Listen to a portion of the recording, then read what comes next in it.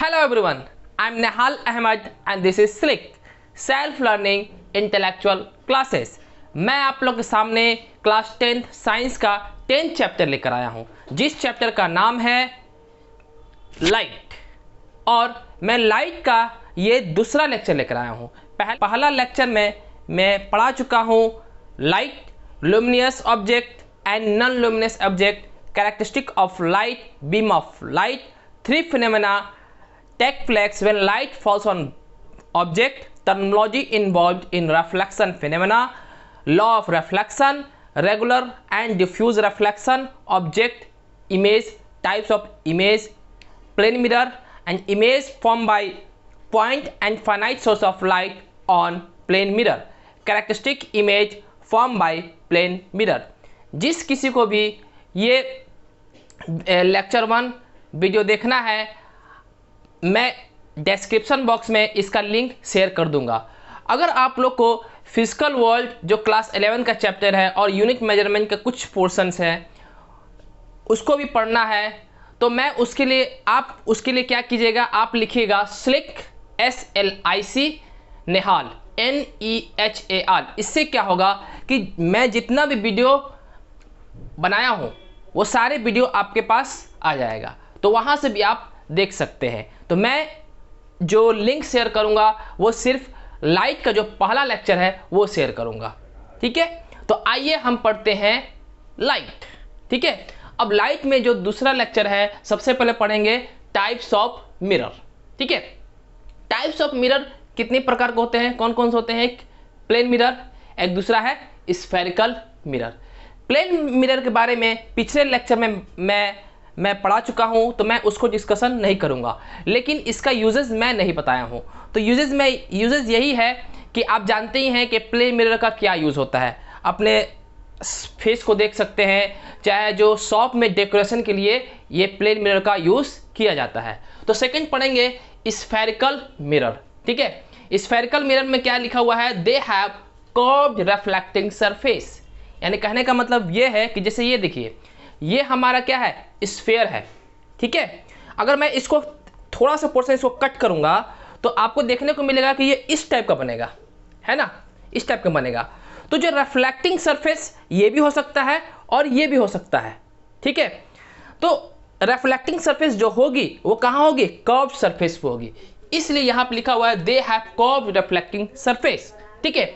अब spherical mirror भी दो टाइप्स के होते हैं, एक होता है कॉनकेव मिरर, एक होता है कॉन्वेक्स मिरर, ठीक है। अब कॉनकेव मिरर किसको बोलेंगे? जैसे देखिए, जब रिफ्लेक्टिंग सरफेस इनर पोर्शन पर रहेगा, यानी इनर पोर्शन कहने का क्या मतलब है? जैसे ये हमारा क्या है? स्फेरिकल मिरर है। जब हम इसको कंप्लीट करेंगे तो क्या होगा? ये क्या होगा? हमारे लिए इनर पोर्शन होगा, ठीक है। लेकिन अगर हम इसको कंप्लीट करेंगे, इसको स्फेयर को, तो ये हमारा क्या होगा? आउटर पोर्शन होगा।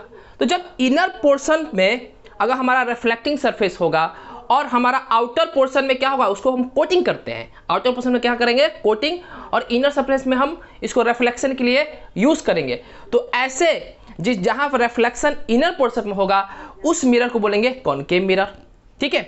और कॉन्वेक्स मिरर किसको बोलेंगे? जहां पे कोटिंग हम इनर सरफेस में करेंगे और रिफ्लेक्टिंग सरफेस कौन होगा? बाहर की तरफ होगा, यानी रिफ्लेक्शन जो होगी कहाँ होगी? बाहर की तरफ होगी, ठीक है। तो ऐसे मिरर को बोलते हैं कॉन्वेक्स मिरर। आप यहाँ देख सकते हैं, हमने बताया था कि ये कोटिंग के लिए डिनोट ऐसे करते हैं, ठीक है, ऐसे करते हैं। तो यहाँ देख सकते हैं आप कि रिफ्लेक्टिंग सरफेस ये वाला है ना, और ये हमारा कोटिंग वाला है। तो अंदर का जो, अगर इसको पूरा कंप्लीट करेंगे तो ये अंदर का पोर्शन हो गया, ठीक है। इसलिए ये क्या है? हमारा कॉनकेव मिरर है। और ये क्या है? और इसके बाद देखिए, यहाँ रिफ्लेक्टिंग सरफेस कहाँ है? बाहर की तरफ है, और इनर सरफेस में क्या है? हमारा कोटिंग है, ठीक है। तो इसलिए क्या है? ये हमारा कॉन्वेक्स मिरर है। Terminology involved in spherical mirror, ठीक है। तो पहला है सेंटर ऑफ कर्वेचर, ठीक है। हम जानते हैं कि अगर हम लोग स्फेयर क्या होता है? 3D में होता है। अगर हम उसको 2D में कैसे रिप्रेजेंट करते हैं? उसको क्या करते हैं? हम सर्कल बना देते हैं। तो ये क्या हमारा 2D में है, ठीक है। तो स्फेयर का जो सेंटर होता है, ठीक है, उसी सेंटर को बोलते हैं सेंटर ऑफ कर्वेचर, यानी centre of spherical mirror is centre of curvature, ठीक है।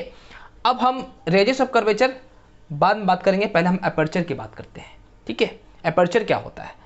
Part of spherical mirror where actual reflection take place. यानी हमें पता है कि रिफ्लेक्शन कहाँ होता है, एक्चुअल में यहाँ पे होता है, इस पोर्शन में। ठीक है, अगर कॉन्केव मिरर रहा तो यहाँ रिफ्लेक्शन होगी, अगर कॉन्वेक्स मिरर रहा तो यहाँ रिफ्लेक्शन होगी। तो यहाँ जो एम से लेके एम डैश तक, इसको क्या बोलते हैं हम? अपर्चर बोलते हैं। Pole and principal axis. अब प्रिंसिपल एक्सिस किसको बोलते हैं? कि कोई भी लाइन जो सेंटर ऑफ कर्वेचर से पास होते हुए मिरर पे स्ट्राइक करे, उस लाइन को क्या बोलेंगे? Principal axis. यानी ये हमारा क्या है? डॉटेड लाइन, ये हमारा प्रिंसिपल एक्सिस है। और आप देख सकते हैं कि ये सेंटर ऑफ कर्वेचर से पास हो रहा है और कहाँ मीट कर रहा है? मिरर के साथ मीट कर, मिरर के पास मीट कर रहा है। ठीक है, इतना समझ में आ गया। अब पढ़ेंगे पोल। पोल क्या होता है? तो पोल लिखा हुआ, it is the point where principal axis strike the mirror.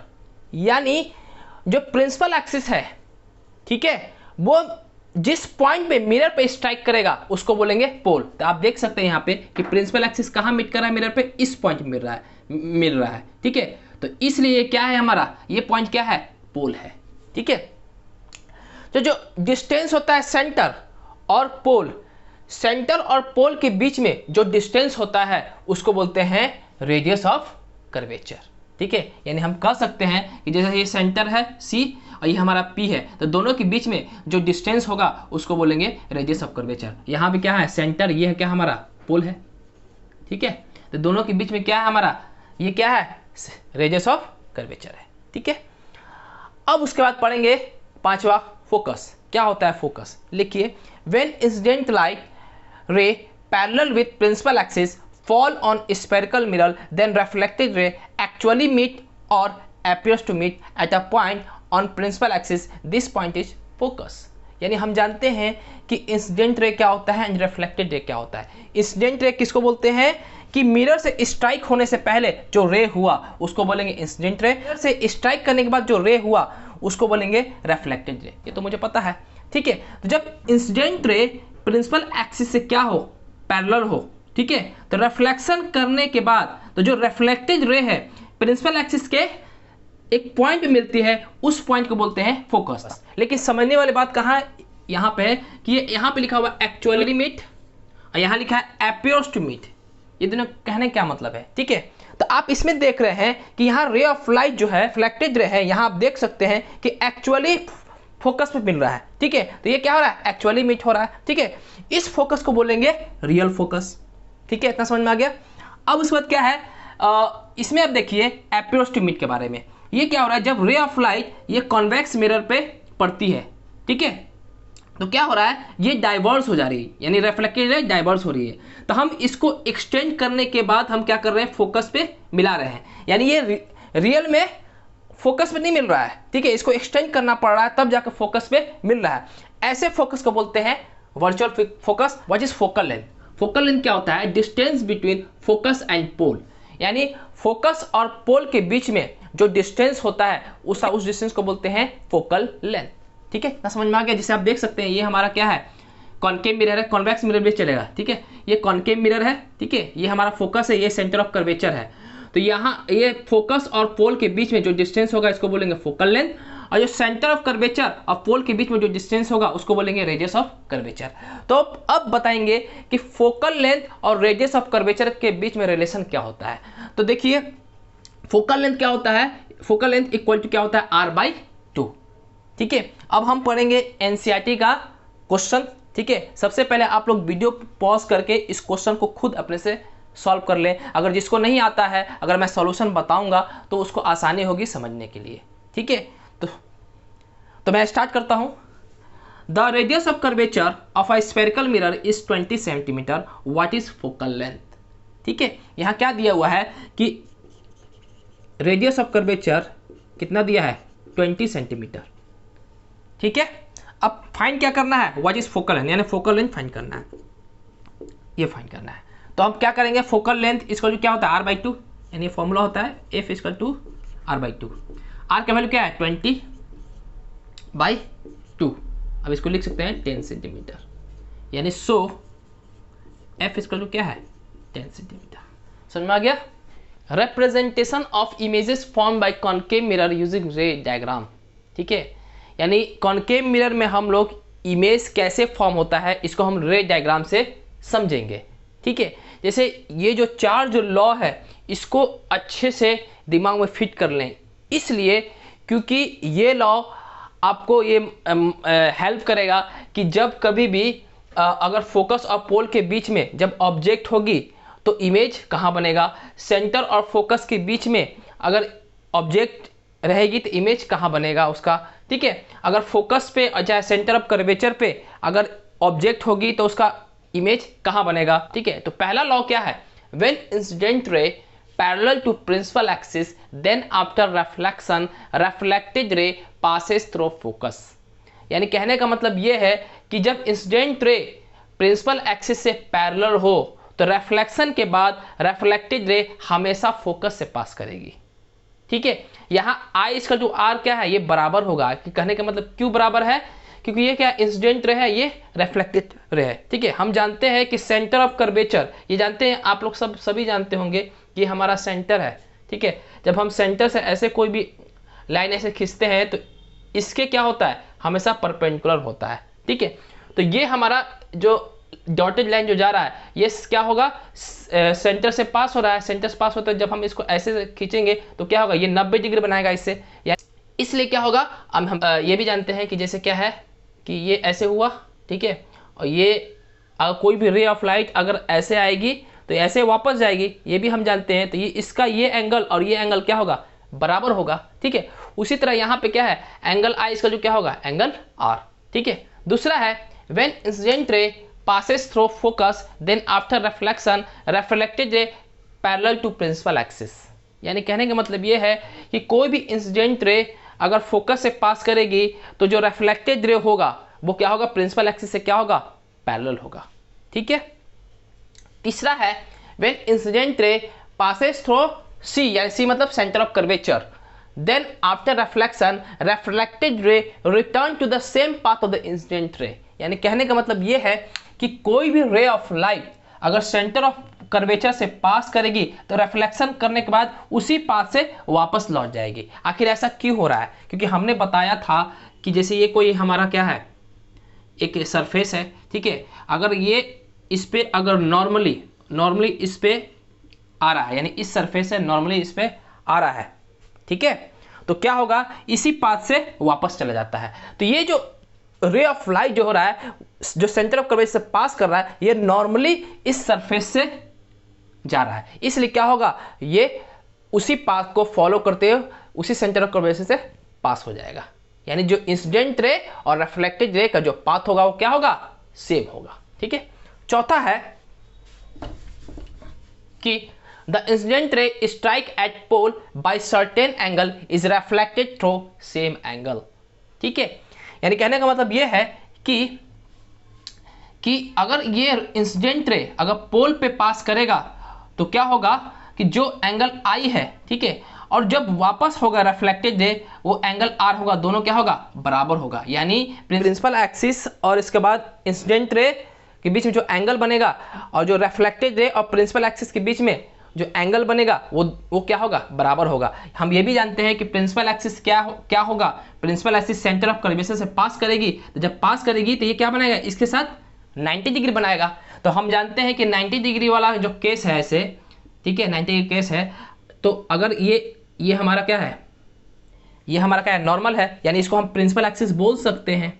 ठीक है, जब प्रिंसिपल एक्सिस बोल सकते हैं तो जब रे ऑफ लाइट ऐसे जाएगी तो जब रिफ्लेक्ट करेगी तो उसी एंगल, यानी जो एंगल यहाँ पर आई है तो उसी एंगल से क्या होगा, वापस चले जाएगी। यानी एंगल आई का जो क्या हो जाएगा, एंगल आर। ठीक है, representation of image form by convex mirror using ray diagram. ठीक है, यानी कॉन्वेक्स मिरर में कैसे इमेज कैसे बनाते हैं, इमेज कैसे फॉर्म होता है उसको हम लोग रे डायग्राम से समझेंगे। जैसे प्रीवियस में हमने पढ़ा कि कैसे कॉनकेव मिरर में इमेज बनते हैं। ठीक है, तो ये हमारा क्या है, ये रूल है। उसमें रूल कितना था, 4 रूल था, लेकिन इसमें सिर्फ 3 ही रूल आपको पढ़ना है। तो पहला रूल क्या है, when incident ray parallel to principal axis after reflection reflected ray diverges but reflected ray approach to come from focus. यानी कहने का मतलब ये है कि अगर इंसिडेंट रे प्रिंसिपल एक्सिस से पैरेलल हो तो क्या हो जाएगी, ये रिफ्लेक्टेड रे डाइवर्ज हो जाएगी। लेकिन देखने से ऐसा लग रहा है कि जो रिफ्लेक्टेड रे जो आ रही है वो कहाँ से आ रही है, फोकस से आ रही है। ठीक है। दूसरा है when incident ray directed towards the center of curvature but do not reach to the center of curvature then after reflection reflected ray return to the same path। यानी कहने का मतलब ये है कि जो आपको ये रे ऑफ लाइट दिख रही है, ये दिख रहा है, ये क्या लग रहा है, ऐसा लग रहा है कि ये रे ऑफ लाइट कहाँ जा रही है, सेंटर ऑफ कर्वेचर की तरफ जा रही है। ठीक है।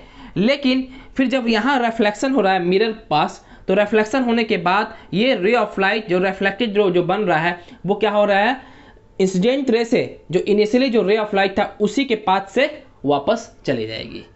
ठीक है। तीसरा है the incident ray strike at pole by certain angle is reflected through same angle. यानी कहने का मतलब ये है कि देखिए ये है इंसिडेंट रे, ये हमारा रिफ्लेक्टेड रे है। ठीक है। जब ये इंसिडेंट रे पोल से पर स्ट्राइक करेगी, ठीक है, तो जो एंगल बन रहा है इंसिडेंट रे और प्रिंसिपल एक्सिस के बीच में, ठीक है, वो किससे बराबर होगी, जो रिफ्लेक्टेड रे प्रिंसिपल एक्सिस से के बीच में जो एंगल बनेगी उससे क्या होगी, बराबर होगी। इसे हम कह सकते हैं कि angle i equal to angle r, यानी this follow the law of reflection that is angle i equal to angle are.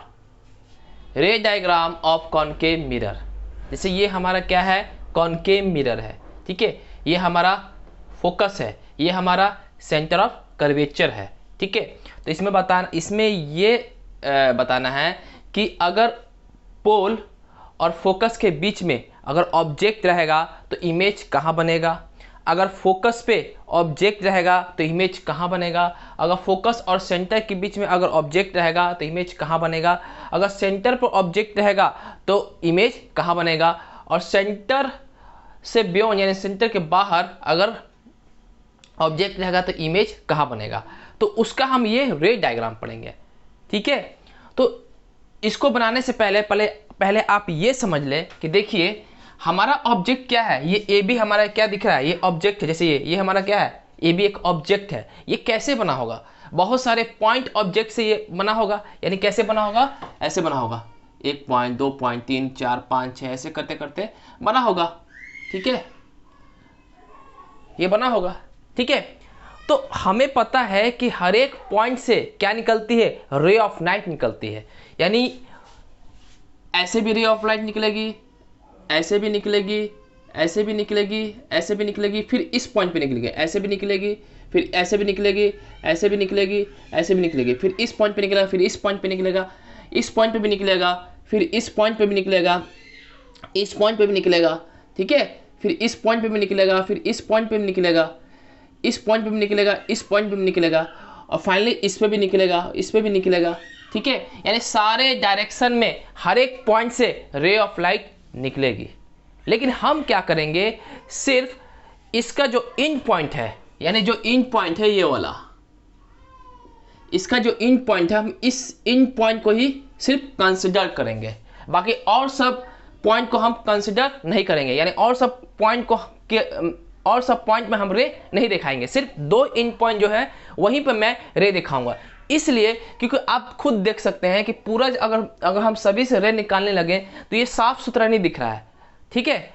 तो हम लोग क्या करते हैं, सिर्फ 2 इन पॉइंट का ही रे निकालेंगे। ठीक है।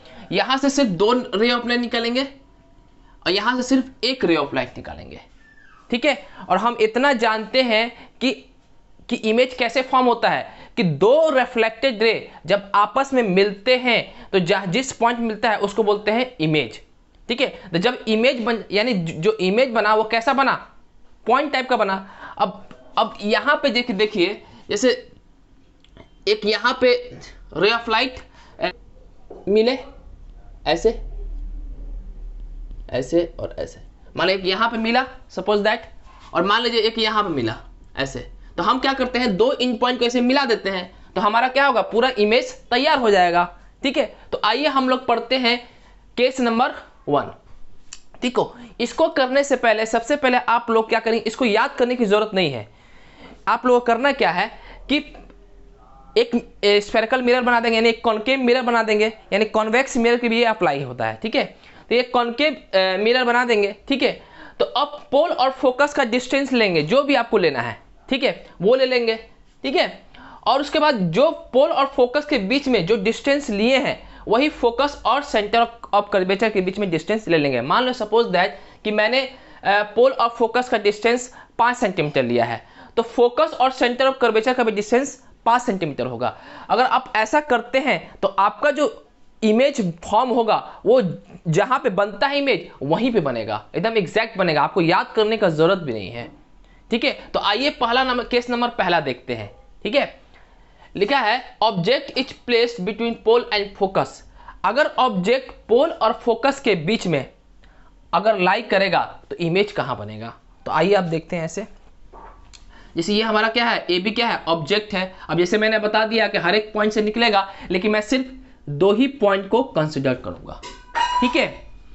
अब एक रे ऑफ लाइट को क्या करूंगा, एक पैरेलल भेज दूंगा, किससे, प्रिंसिपल एक्सिस से। तो ये पैरेलल आ गया।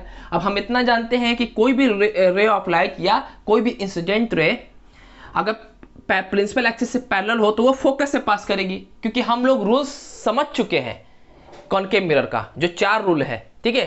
तो उसी रूल पे ये अप्लाई होगा, ठीक है। ये भी हम जानते हैं, रूल नंबर 4 में ये लिखा हुआ है कि कोई भी रे ऑफ लाइट अगर पोल से पास करेगी तो जो रिफ्लेक्ट होगी, तो जो इंसिडेंट रे और प्रिंसिपल एक्सिस के बीच में क्या है, हमारा एंगल ऑफ इंसिडेंट है, और इसका प्रिंसिपल एक्सिस और रिफ्लेक्टेड रे के बीच में क्या है, हमारा एंगल ऑफ रिफ्लेक्शन है, ठीक है। तो दोनों क्या होते हैं, बराबर होते हैं, ये तो हम जानते हैं, ठीक है। तो ये देखिए यहां से ऑब्जेक्ट निकला, अब पी पे गया, ठीक है, तो एंगल आई बना। और उसके बाद जब हम यहां से ये मिरर है तो यहां से रिफ्लेक्ट किया तो ये एंगल आर बना। तो दोनों क्या होते हैं, बराबर होते हैं। एंगल आई इसका जो क्या है, एंगल आर। तो अब देखने को ये मिल रहा है कि ये रे ऑफ लाइट क्या हो रहा है, दोनों आपस में कभी मिलेंगे ही नहीं, ठीक है। अब यहाँ हमारा आंख का कमाल आ गया। आंख क्या करेगा कि 2 रे ऑफ लाइट को मिलाने का कोशिश करेगा। तो देखिए ये क्या करेगा, इसको ऐसे ऐसे गया, ऐसे गया, ऐसे गया, देखा कि कहाँ मिला, इस पॉइंट पे मिला, ठीक है। तो मैंने ऐसे बना लिया, ठीक है।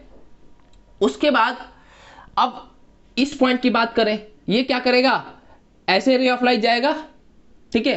अब फिर क्या होगा, ऐसे वापस आ जाएगा, ठीक है। लेकिन अब हम ये क्या करेगा, हमारा आइज इसको एक्सटेंड करके यहां करेंगे। अब जब दोनों पॉइंट को मिलाएंगे तो क्या हो जाएगा, एक अब इमेज तैयार हो जाएगा, ठीक है। तो ए डैश बी डैश हमारा क्या है, इमेज है।